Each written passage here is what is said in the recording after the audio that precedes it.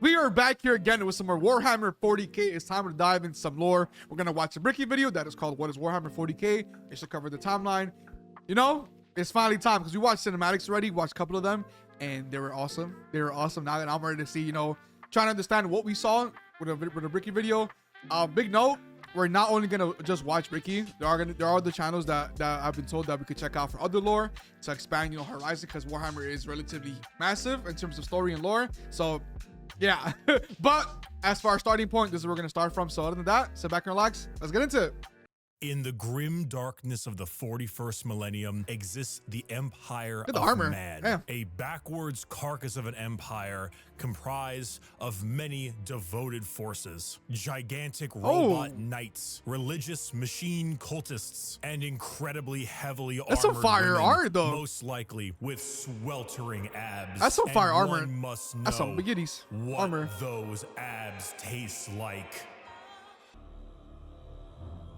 The age of knowledge and enlightenment has ended. What you mean ended? The age of darkness has begun.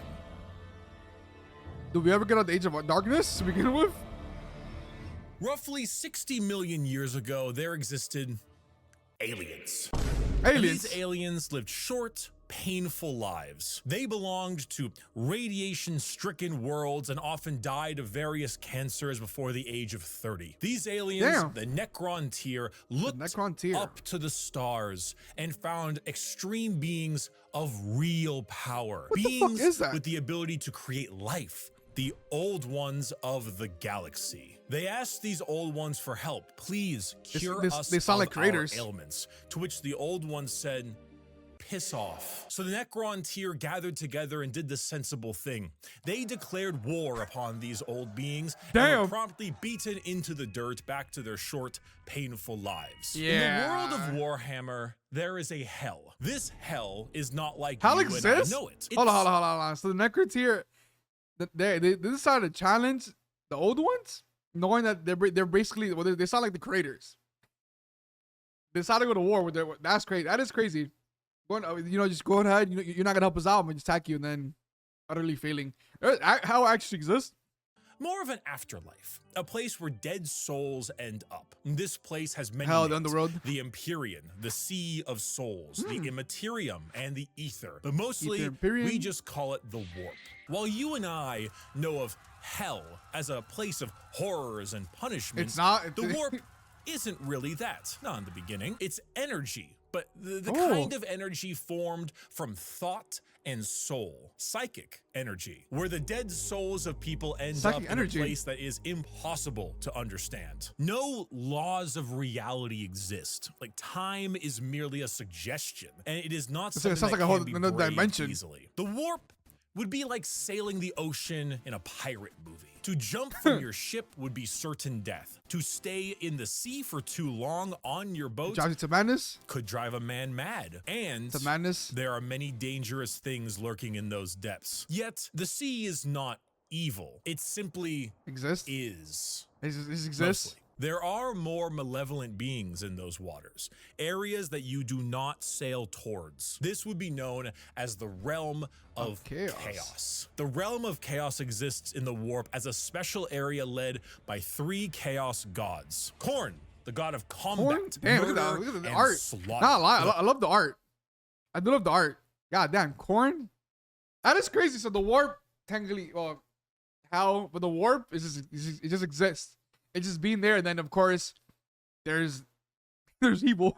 There's also evil, so some, you know, yeah, 3 chaos gods. Khorne, the god of combat, murder, and slaughter, with a pile of skulls taken in his name. Tzeentch, god of change, mystery, and deceit, a confusing paradox of lies, schemes, and sorcery. It's like mind games. And Nurgle, god of rot, pestilence, and Genshin impact. What? All things rot in the end. And I love how the design literally shows that. You with open arms. These gods ruled their respective realm in the warp, sending their many Cerberus? Is that a Cerberus? What the fuck? It looks like a crazy ass Cerberus.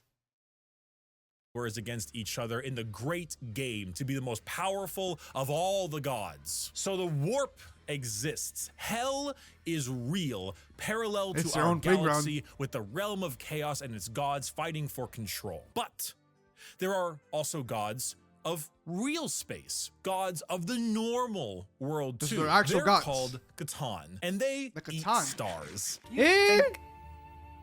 God stays in heaven because he too lives in. First of all, why are you bringing up the Spy Kids 2?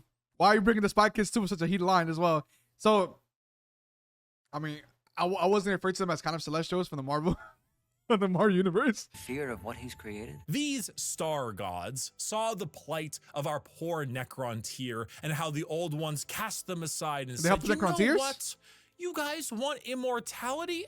Oh, we will make it happen. We are the gods of the tangible, of real space. We can give you a cure.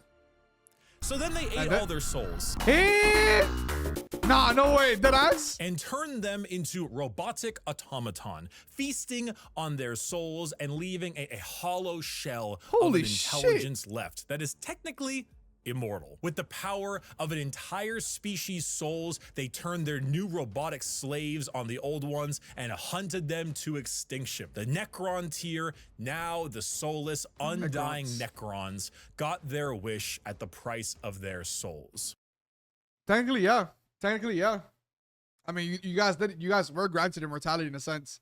It did cost your souls and put them into automaton bodies. That is funny. Damn. The Catans are wild. I mean, they technically granted that they granted the Necrons. Oh my god, the Necrons their wish, and the old ones, damn, driven to almost extinction.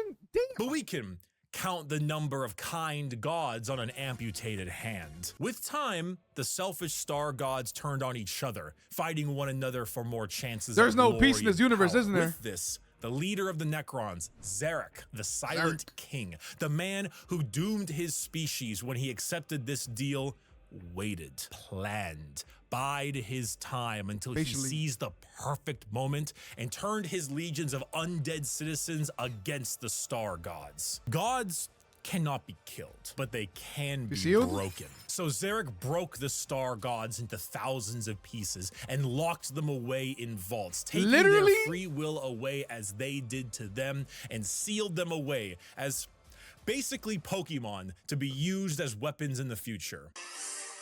That is wild. That is wild. Basically away as dozens of pieces and then be broken. So Zarek broke the star gods into thousands of pieces and locked them away in vaults, taking their free will away as they did to them, and sealed them away as basically Pokemon to be used as weapons in the future. Who's that Pokemon? It's Pikachu! So can you weaponize? Damn, I mean, so the part. Can you weaponize a single part of an actual god? I swear to God, peace does not exist in this universe. There is no peace in this universe. But off the bat, we're only 7 minutes in, and it's like there's war up here, there's war down here in the warp, there's war everywhere. There's even probably wars in your dreams. It's called PTSD, but there's war everywhere. That is crazy. It's like everybody, we keep helping somebody else, and then they turn on you and defeat you as well. Like here happened with the gods. Oh my God, with the Necrons. Zarek then, with his perfect memory, exiled himself for his sins, flying out to the darkness between galaxies to atone for what he had done. This entire situation, the genocide of the old ones and the rebellion of Zarek, will go down in history as the War in Heaven. It is the most brutal war the Zarek's rebellion will go down in history. The genocide of the old ones and the genocide of the old ones, but automatons without. The rebellion of Zarek will go down in history as the War in Heaven. It is the most brutal war the galaxy has ever seen and ever will see. I mean, gods are split into billions of pieces. An entire galaxy-spanning species and pitted them against gods that ate stars. The Necrons, rather crippled from, you know, the War in Heaven, decided to go to sleep in gigantic tomb worlds on various planets. Someone came in and took over. The upstart species of the galaxy died out. And so turns out when you have a war that lasts tens, hundreds of thousands of years involves the genociding of multiple species, the old ones of the galaxy, and the consumption of souls from an entire race, the warp gets a little wacky. You know, if you had a kiddie pool and it was nice and calm. Are you able to escape the warp and come back? Over there splashing about, so you don't really go in that direction. Nurgle has explosive diarrhea, so you don't really go in that direction either. But you can still kind of get in the pool. The pool's still fine. Turns out when you add a couple trillion souls to that kiddie pool. Oh shit, yes, it overfloods. Oh my god, I think about that. I did not think about that. I did not think about that. Yeah, everybody. Damn, first of all, I didn't think about the time span of how long these wars would take. Like, you know, how long they actually dragged out for, because 110 of million, that's a lot of years. I mean, granted, these are creations and creatures and gods that exist for thousands of years. So yeah, it's granted, that's a long ass war. Holy shit. But I didn't even think about the fact that all them souls have to go somewhere. They have to go inside the warp, and it goes over flooded. And then that's going to create chaos. That's going to create oh my god, the stability of the warp is going to shit. It'll make the waves a little more turbulent. And turns out a lot of them like to pick a side, Nurgle, Tzeentch, or Khorne. So the once calmer warp, the once relaxing kiddie pool, has now been bloated. A million years of war will certainly make Khorne, god of murder and slaughter, more powerful. A million years of war will probably make Tzeentch, god of deception and change, a little more powerful. And good god, a million years of war will make Nurgle, god of decay, oh, just the tiniest bit more powerful. Now entering that kiddie pool, I guess everybody is no gets longer everybody. Fun, it's dangerous. The warp is now a problem. Hell is resembling hell a lot closer to what we imagined it originally. The Sea of Souls and the Realm of Chaos are now intertwined. So That's who else insane. to brave the galaxy than a species that won't need to deal with that? Oh shit. The age of the Eldar or Elder? The Eldar are space elves. That's They have fire. a lot of the traits that you probably think of when you I love think the of design. elves. Tall, slender, pointy ears, Yeah. bit more androgynous looking, no matter what DeviantArt will tell you, and a bit stronger on the emotional side. The old ones, as I mentioned, could create life. And when they were getting, you know, absolutely bodied They created the by the Eldars? Catan and the Necrons, they made some new races to try to help them. One of them was the Eldar. love It their didn't armor. save them. Hold on, I love their armor. It's very sleek. I mean, compared to the armor we've seen so far with the Astartes, like they're actually the Eldars like very sleek. I mean, I was also wondering that, like, why didn't the old ones create like a species to try to combat the automatons? Granted, they probably ran out of time because they got driven to extinction, but still. But they're here now anyway. Oh, and also the orcs, but Oh shit, they're busy right now. orcs and orc things. What in the game is this? The Eldar are a particularly psychically powerful race. So they were really adept at being able to handle the new turbulent warp of chaos and good at killing Necrons, hence why they went to sleep. Being psychically gifted is basically like being a wizard, but you get your wizard powers from hell. This is called being a psyker. And basically, if you want to do cool wizard shit like lightning from your hands or reading someone's mind, you can do that. But you siphon the energy to do that from the warp. Luckily, the Eldar are very good at handling this without too many negative effects because, you know, summoning power from the Sea of Souls with the new Chaos friends can be a bit of an issue, but Eldar are pretty good at it. And you see, what's really cool and also awful about Warhammer is that most developed species travel long, faster than light distances by going through that warp. They create a tear in reality They use the warp to fast travel and move through it. Faster than light travel. Nah, lie. I'm gonna make a Minecraft. I'm gonna make a Minecraft reference. I might get roasted for it, but I don't care. It's literally using the Nether in order to travel farther and faster through the map. Cringe.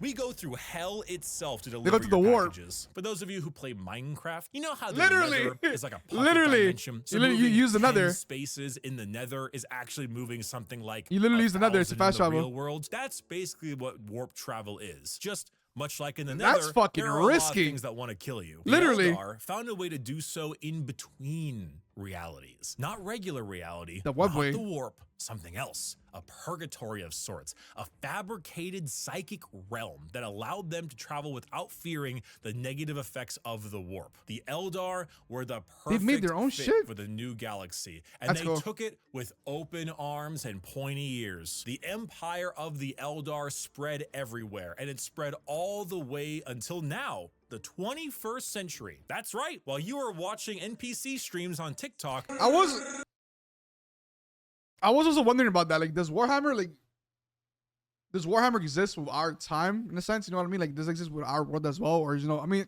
obviously it's a fictional world, but, you know, you see people like, you know, the age of humanity, let's say, the age of humanity exists in this universe. I was wondering if that was actually an actual thing because we have humans, but.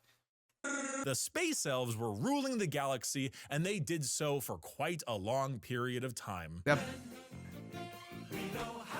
The rise of humanity. The 21st century came and went. Humanity grew and grew, all So back to under my the question. nose of their elf overlords. At this time, humans advanced, your classic sci-fi style way. We began to expand, colonize our solar system, terraformed our planets, created new and more powerful machines and starships. The Age of Terra, Age of also Terra, known as Age of Earth, Earth, but we call it Terra here, was here and existed between the 21st century all the way until the 15th millennia. Not much is known about this time.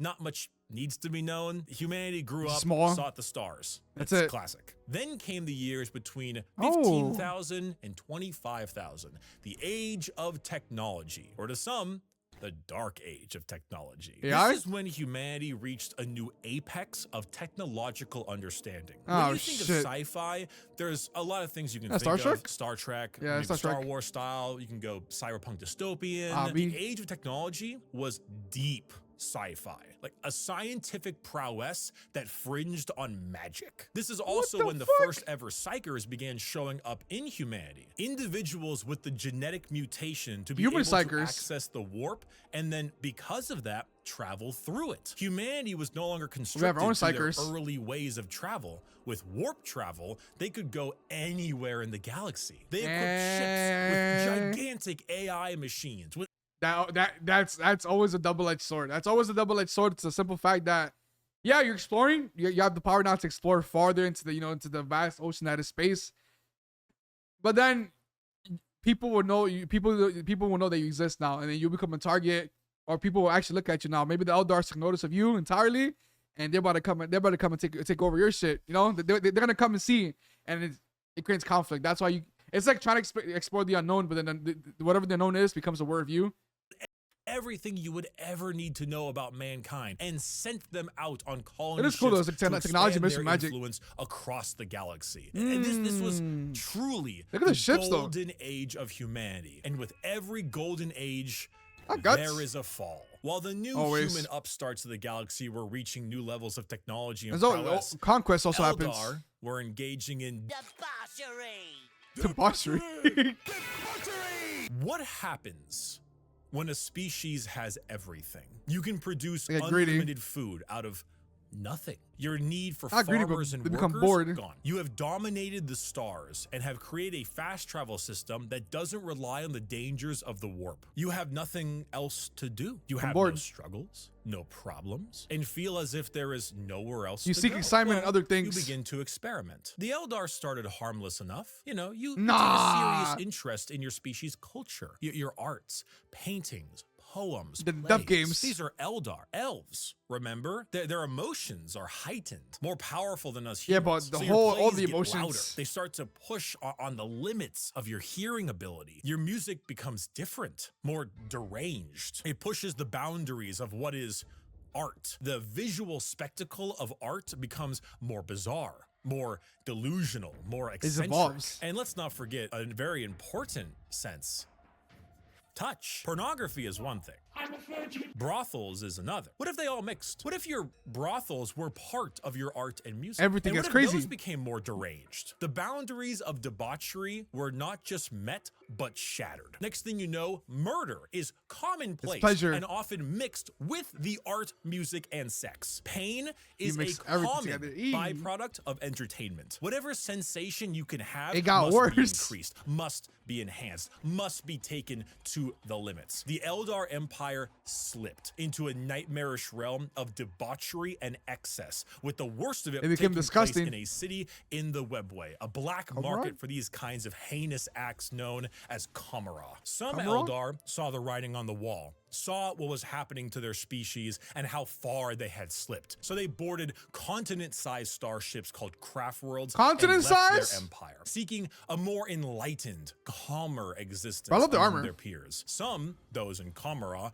pushed it to even greater heights, relishing the pain and torment they inflicted on those around them. All during this, the warp, of course, the warp to the yang of the world, was fed by these emotions, by the psychic power of the Eldar, the warp is by always the souls existing. taken in these depraved acts on a galactic scale. The three gods and keep just on like that, feeding.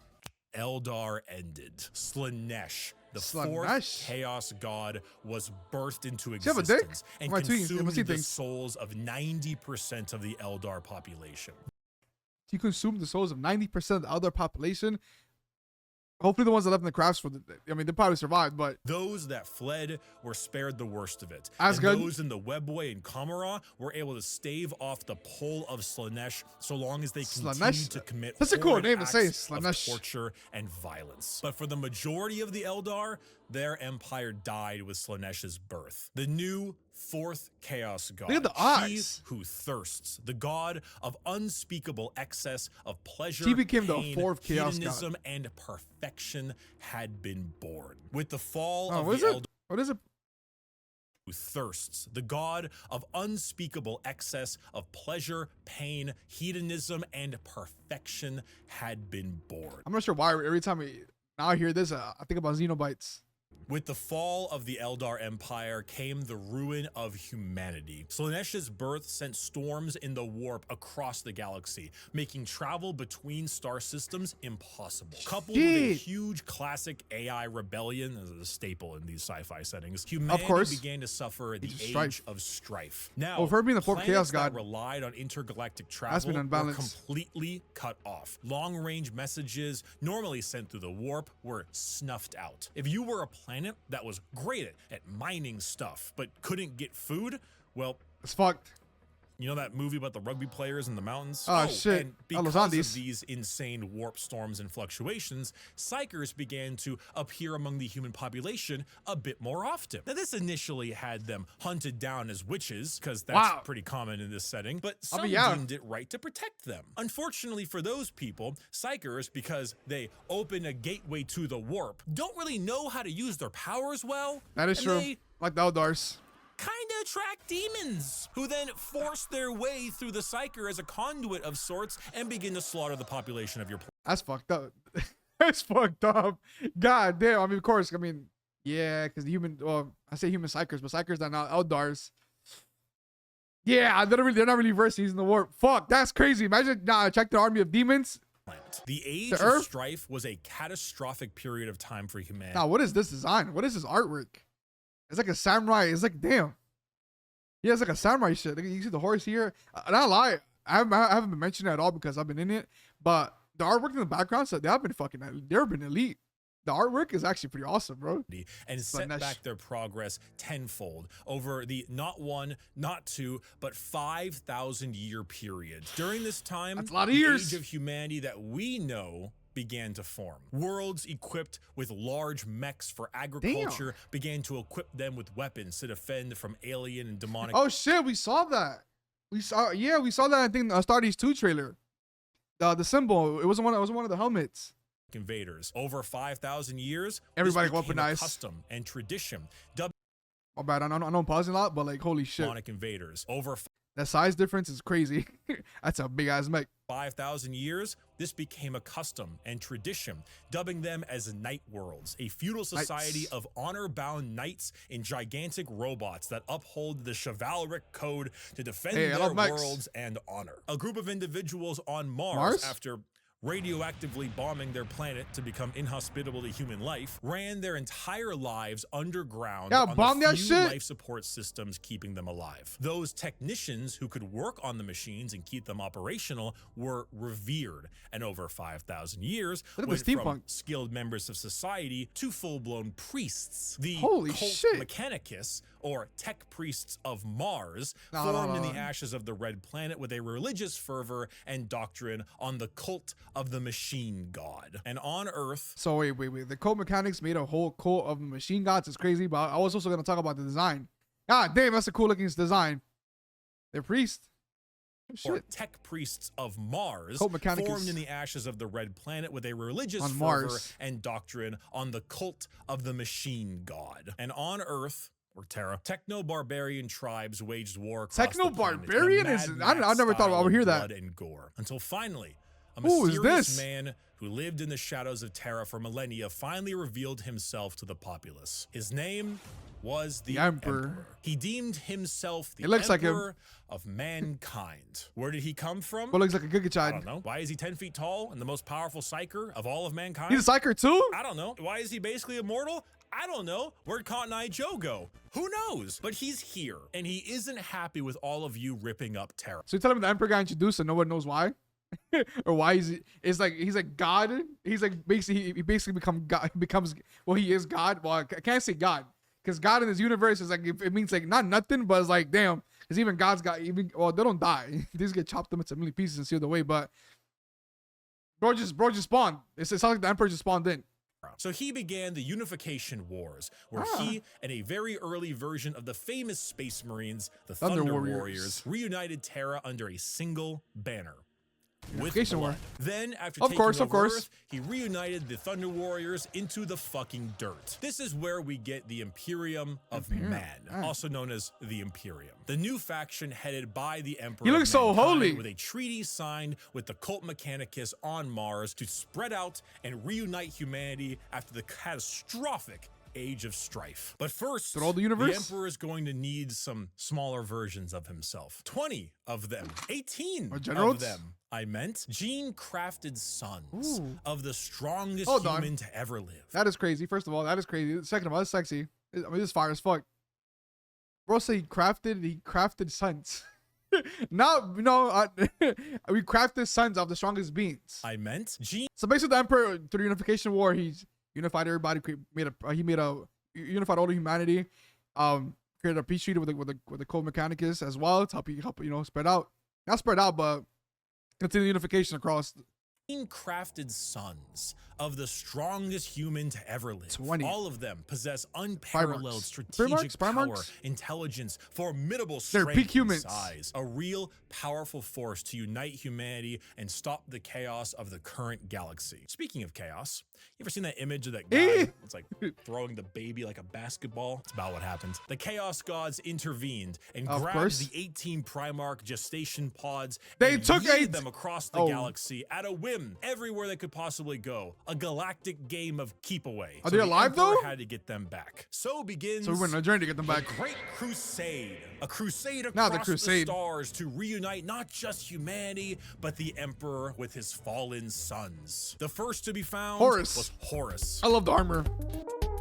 He's one of the strongest and most noble sons. The Emperor carried with him a legion of newly crafted warriors with genetic material made from their Primarch father. These are the newly made Space Marines. For Horus, his were the Luna Wolves. And as the Emperor continued on his great crusade. So the Space Marines were made of their Primarch father? Newly crafted warriors with genetic material made from their Primarch father. So basically, well, yeah, right. These are the newly made Space Marines. And I'm guessing every Primarch has their own, the Luna Wolves. Their own legion. And as the Emperor continued on his great crusade, love the white armor. He found more and more of his sons, reuniting them with their individual Space Marine legions. Leman Russ, the cunning hunter with the Space Wolves. Love the theme of it. Nah, that armor is fire, bro. That armor is fire. So damn, you have basically 20 factions of different Space Marines within themselves. phalanx with the Imperial fists. Angron, the barbarian, the very angry with his world eaters. Fulgrim, the perfect with his Emperor's children. And Jagatai Khan, the swift, the stoic, and his white scars. Those were just some of the 18, and one by one his lost primarch sons were returned to him, and their Space Marine legions returned to them. The Great Crusade saw humanity once again reconquer the stars. That's a massive peak army. Worlds of humanity back to the Imperium and killing any and all who stood against their noble crusade. But in the years of the 31st millennia, treachery would break this all apart. Horus heresy. There has to be Horus, the Emperor's most beloved and favored son, named War Master for the Crusade, succumbed to the power of chaos and daddy issues. All because of that bastard Erebus. Yo, fuck Erebus. Slowly, Horus would become corrupted, turning the Emperor's sons against him. This begins the most pivotal moment in our story. That's crazy. And the one that has like 50 books written about it. 50 Horus books? Heresy. 9 of the 18 primarchs turned against the Emperor, and the following years were a bloody battle for the throne of Terra. The Emperor originally was working on a special webway project, just like the Eldar. It's always that one person. It's always that one. When everything, that's how it always goes. In a group of like men, in a group of like where things are going too well, when in a faction or an army, you know, his peace, there's always that one person. I mean, granted, he did get corrupted and shit, so, but still, there's always that one person that's gonna start shit. And then half of them turn against the Emperor is wild. And then, you know, of course, it creates inner conflict. To make faster than light travel significantly easier and safer, really improve humanity to allow them to conquer the stars without the risk all the of Emperor the wants warp. is humanity unified. Big red idiot named Magnus kind of blew a hole into that, literally and figuratively. So Big E over there is stuck on a gigantic golden throne, holding back the oncoming rush of demons and powering Astronomicon, basically a big North Star for people who are sailing in the warp to help them navigate. The Horus Heresy saw many loyalist and traitor legions pitted against each other in a bloody war until it reached Terra itself. Horus, unable to break through the lines and with time running out, made a gambit and opened his ship up to be boarded. The Emperor took this challenge, quickly allowing someone else to take control of the throne as he teleported his way onto Horus's flagship, the Look at that ship! Nah, hold on. That's a crazy ship. As he teleported. Holy damn, that design isn't, it's spiky. His way onto Horus's flagship, it screams evil. The vengeful spirit. The Emperor, unable to truly kill his most beloved son, changed his mind right quick when Horus strangled the life out of his other son, Sanguinius. I'm sure you've seen this image at some point. The Emperor then said, "I'm not gonna sugarcoat it," and Horus proceeded to psychically blast Horus into complete oblivion, killing not only his body but also his soul. So you got a race.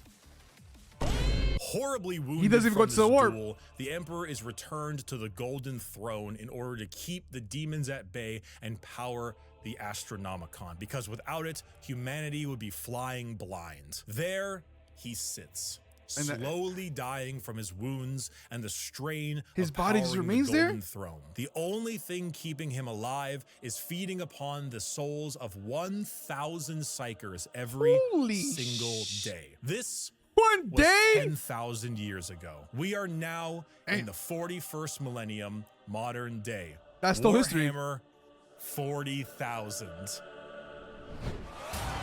Over here. The Emperor remains on his throne. The Imperium is a rotting carcass of an empire, a fascist, xenophobic cult that worships the Emperor as a deity despite him never wanting to be seen as a god. Over the span of 1 million... That's it. Imagine not wanting to be seen as a religious god, and yet people see you as a religious god. Damn. No wonder, no wonder such a heavy-ass, heavy-ass religious theme with Warhammer. As that was the vibe I got so much from the Space Marine armor, from the whole decoration, the style of him. never wanting to be seen as a god. Over the span of 1 million worlds, the ecclesiarchy, the church of the emperor, is spread throughout. Inquisitors with unparalleled power spread the word of the emperor. Any sign of heresy or lack of devotion to their god He's spreading religion the other everywhere. Half of the traitor legions move about as chaos space marines, raiding and pillaging the Imperium, while the loyalist half does their best to keep the empire alive. All throughout this, they must endure was that an orc with mechanized? Eldar trickery, the reawakening of the Necron race, and the Necron Great Devourer, the newest Tyranid threat from the darkness between galaxies that has arrived to feast on their worlds. Oh, he got in half! The theme of Warhammer 40,000 is regression and intolerance. Every major faction in Warhammer has had an empire that spanned the galaxy only to be crushed back to a hollow shell of what they once were due to their own failings. Culture. Well, I was just about to mention that as well, that basically as the highest surface level, the most simplest surface level, that's how it feels like with every single race that we've seen so far. I mean, besides the Chaos Gods, the Chaos Gods so far, as I've seen from the Chaos Gods or heard from the Chaos Gods, that they're still chilling. They're still chilling in the warp. They're doing their own shit. I mean, they're in their own little world. Not the little world, but you know, they're doing the thing in the world in the warp. That's pretty much it. But everybody else has like the age of Prosper, and then they're the fall. It's always the fall from within. The arts, personal freedom, religious tolerance, the simple possibility that alien life might not want to kill us is considered heretical and is often met with a pistol to the head. Hold on. Religious, their own failings. Culture, the arts, personal freedom, religious tolerance, the simple possibility that alien life might not want to kill us is considered heretical. You have no free will of thinking anything. Met with a pistol to the head. There is no time for these things. All there is time for is worship of the God Emperor and a million wars to be fought. To be a human in the 41st millennia is 99% of the time to live a horrible existence. To be one of trillions of other humans across a million worlds throughout the galaxy. A galaxy where AI is outlawed, so humans are repurposed and lobotomized to become slaves. A place where lack of devotion is met with for the grinder. Death. And if you even have devotion, there is a good chance the threats to the galaxy, chaos, and aliens will kill you anyway. Warhammer is a world where you revel in being bad. There are protagonists, there are antagonists, but every faction is some shade of evil. It's all great. Playing the bad guys is always more fun. And my friend, you have a selection. So pick up that lasgun soldier. It's like, who? You and the other 3 million men and women in this single deployment on this single world in this single battle will now show them the might of the God Emperor. That weapon in your hands has killed 99% of the alien populations in this galaxy. Unfortunately for you, soldier, you're fighting the final 1%. May the Emperor be with us. Glory to the first man to die, for in the grim darkness of the far future, there is only war. Quite literally. Quite literally. I love the armors.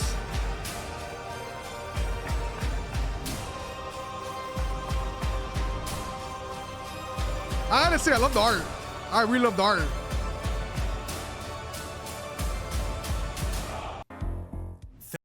Thank you, everyone. I hope I have helped teach you about Warhammer. If you are a brand new person and you want to get that's a lot of books. God, I mean, this is 50. More about the world. There are multiple books that do a great job at showing off how the entire universe operates. For the most part, Warhammer is a setting, and often stories are told in that setting with a Warhammer coat of paint. Gaunt's Ghosts is Band of Brothers, but Warhammer. It's honestly one of my #1 recommendations for new people. Assassinorum Kingmaker is an assassin novel involving those night worlds. This is Mission Impossible, but Warhammer. Bloodlines is Blade Runner, but Warhammer. And the list goes on and on. If I had to recommend a brand new novel for a first-time Warhammer enjoyer, these are the 4 I would recommend. Horus Rising, Caiaphas Cain, First and Only Gaunt's Ghosts, and Infinite and the Divine. They are all fantastic novels, and they will get you acquainted acquainted with the world without needing to know too much. Thank you all so much for watching this video. Get yourself a gamer sub. Oh my god.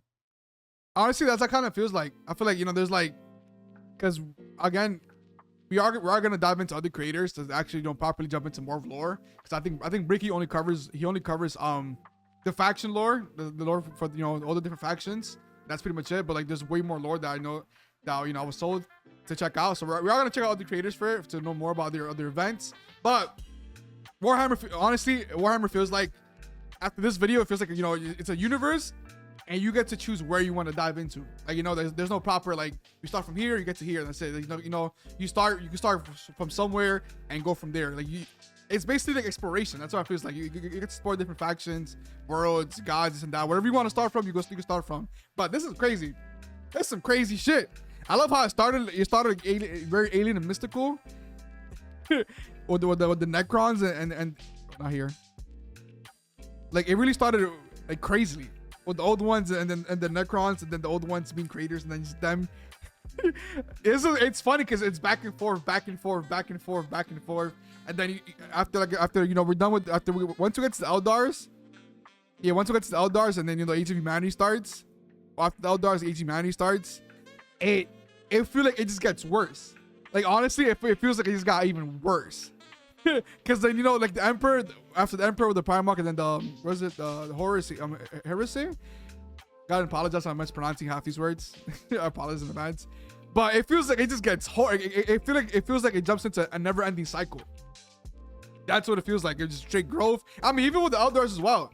Even with the Eldars, they go up and they're down. The Eldars, you know, they had their little rise. They flourish as a whole, you know, as a whole species and stuff. They did their thing, and then to that they started falling. they just fell. They fell, obviously, for their own reasons. And then humanity as well. Humanity rose and then fell. I mean, then she looks at the Emperor as well. The Emperor, I like how the fact the Emperor just exists.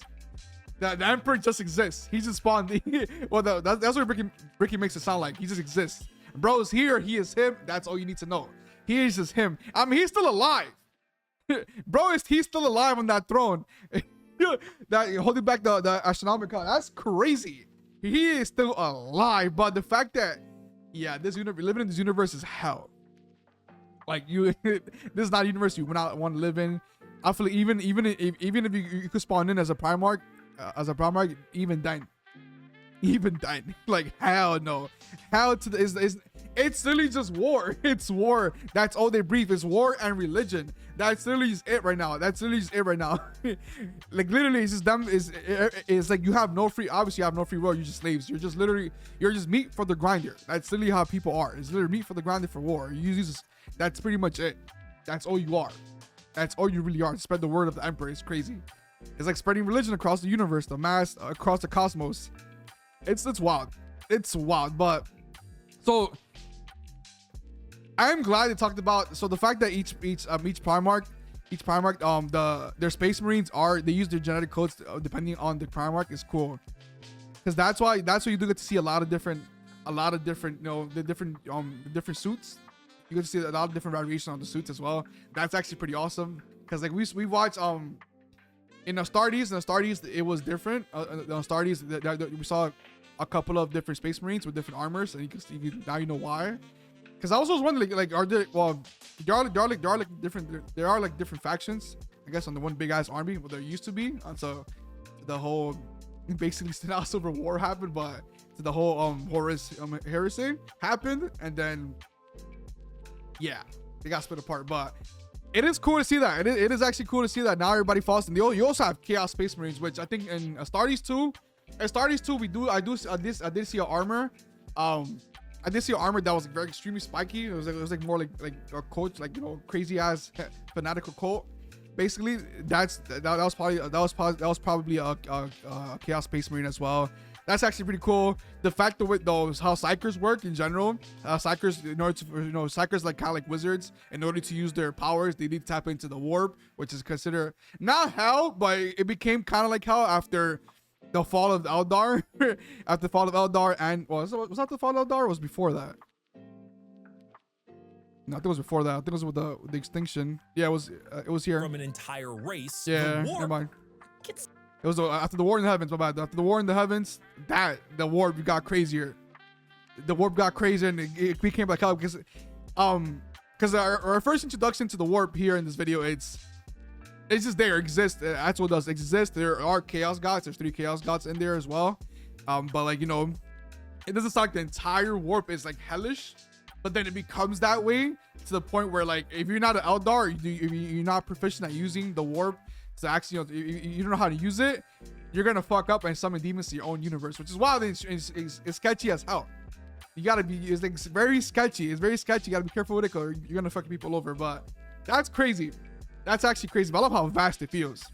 I love how vast the universe feels.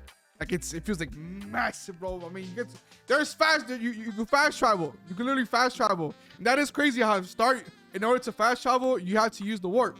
So the Eldars created their whole webway. The Emperor was making his own shit too, but then that fucked up. But damn. Of course, again, this is more of a general introduction to obviously there's a lot more, you know, smaller details, or you know, these events actually fleshed out entirely, see what happened. But like for a general thought, like the general feeling how it feels like, it's literally everything rises and everything falls. And then now it feels like nothing is gonna rise anymore. Like it feels like we reached a moment where it feels like a never-ending war. Like peace is not an option. War is never gonna end. That's the way of life. That's how it exists. All for the Emperor. That's exactly how this shit feels like now. By now I mean the current timeline where we ended the video. That's how it feels like. That's how it feels like. Like before, you know, with the Emperor, you know, the rise of the Emperor. Well, the Emperor spawning in and taking over the Unification War. It felt like, you know, there was times where we prospered. There was times we were prospered. Us, you know, going out there with the crusades. You know, we're going in a better direction. And then bro got corrupted. Horus got corrupted. And then half his sons turned against him. You know, the 10 guys turned against each other, and it ended up in a shithole. We ended up in a shithole again. But yeah, there is a cinematic that I do want to check out about how they armor up. I think I'm gonna watch that too, because I'm extremely curious to see how they armor up. Because we now know that humans are literally genetically engineered to be just killing soldiers. You know, be killing weapons of mass, not weapons of mass destruction, but just soldiers, the greatest soldiers we could possibly think of. Well, not to the extent of like a primarch, but like, you know what I mean. They're all genetically enhanced. And then I do want to see how massive they are. I do want to see how massive they are, because those armors are huge. The Space Marines armor are massive. And then I heard that they also have armors for those armors. Not armors for those armors, but they have armors where you get tossed in. I forgot what it's called. Fuck. Someone said in the last. I read the comment last video that we posted for the Starties too. I forgot what it's called, but it's an armor you get thrown into where you just live in that armor forever. It's a big ass, it's a huge armor. Like, that's insane. That is insane. I love how things are just scale. Like everything Warhammer is just huge. Lore is huge. The characters are huge. The armors are huge. The universe is huge. Everything's huge. Events are huge. Everything's just massive, bro. They got like over 50 books. And there's probably more than 50 books. There's probably way more than 50 books. Like, goddamn. Like, well, I know. Like, I knew that Warhammer was gonna be massive when we dove into it. Like, I know the world is huge, but like, god damn, it opened my eyes even more. But honestly, I do, like, even though like this is again this is a general video, like a general introduction to Warhammer 40k, I'm very intrigued with the story of it. Like, I'm actually really intrigued. Like, so far, I do want to explore. Well, it's really, it's more of now, like the whole shit with the Emperor, the primarchs, the horus heresy. I do want to explore that. Like I want to see exactly what happened besides him being corrupted. I want to flesh out lore video of that event, which we'll probably get there eventually. But and then the different types of Space Marines as well. I do want to dive into more of that as well, because I mean, you know, the god aspect is awesome. The fact that the gods are not even dead, they're just spread out through the world. They're spread out in vaults, which is wild. I do wonder if anybody has tried to collect all the pieces of our god to try and then summon him and summon the god to try to help him out, and then the god fucks him over. I do wonder if that happened. And I do wonder if, like, because I swear to God, the warp has to have multiple battles as well. The warp, like, with all the chaos gods, they have to be at each other's throat at all times. Like, I am curious about the conflict in the warp as well. Like, now I think, you know, like, now it feels like there's a lot of places I want to go now. There's a lot of places I want to go now. But besides that, we'll see, because we're also gonna cover the faction videos for Bricky. Then we're gonna dive into another creators, you know, actual lore videos as well. You know, we're gonna keep on expanding on the world wherever we know we want to go to. And yeah, alongside, we're also going to continue to watch cinematics with, you know, now the hopes of us actually understanding what's happening a little bit, you know, a little bit more, which is awesome. Because before it was eye candy, and again, I said it, it's eye candy, but then understanding it, it's a different sense of pleasure for it. But it's just awesome. It's actually elite. Honestly, now, again, I do love the art. That, like, the background art of different pieces are actually cool. Not this, but, like, you know, the arts are actually cool. And for the Eldar armor, it's actually fire. Like, these are dope. Like, again, I did forget to mention about the Space Marines, how depending on the primarch, I love how the armors change. They're all different. And these are awesome. This is fire. This actually reminds me of Talkies from Gundam. But damn, now it feels like, yo, where are we going? Which one do we want to go to? Which one we want to check out first? But again, hope you guys enjoyed the video. Make sure you like and subscribe. Of course, feel free to include any more information in the comment section. I'll be happy to read it. Any corrections or anything differently that, you know, or correct me if I'm wrong too, you know, or expand on it. I mean, we will be checking out more. Also, we will be checking out other faction videos as well. You know, other lore videos. Keep that in mind, of course. But always feel free to expand in the comment section. I'll be happy to read it. Because obviously it's a massive universe that I don't think I'm gonna get 100%. You know, I'm gonna try my best with it to understand it. But of course, you guys help me out. You guys help me out as well. But again, thank you guys for watching. I'll see you guys next time. Have a great day.